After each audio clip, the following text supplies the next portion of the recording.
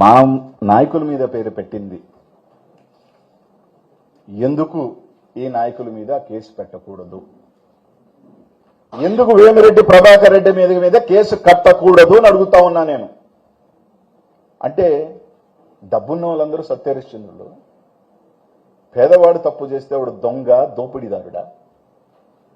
అంటే డబ్బున్న వాళ్ళు పెద్ద మనుషులు చలామణి అవుతున్న వాళ్ళు ఏమన్నా పొరపాటు తప్పులు చేస్తే సరిపోతుందా? ఇక్కడున్న ప్రెస్ వాళ్ళకి చెప్తున్నానన్నా, మీ అందరికీ కూడా, వాళ్ళ మీద వార్త రాయాలంటే ఆలోచన, ఆయన మీద మాట్లాడాలంటే కొంత మీద ఆలోచన.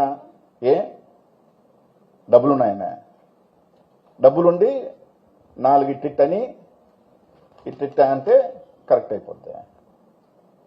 పెట్టుకోండి, నా మీద పెడతారు, ఇంక నుంచి మలుకుంటారు. ఇవన్నీ చాలా చూసి వచ్చినోడిని. కానీ ఒకటే అడుగుతా ఉన్నా, ప్రభాకర్ రెడ్డి మీద ఎందుకు కేసు కట్టకూడదు?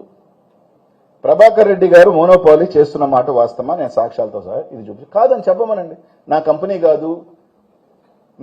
కాదు, మైన్లు ఓపెన్ చేసేసి అందరి చేత ఓపెన్ చేయని చెప్పానండి.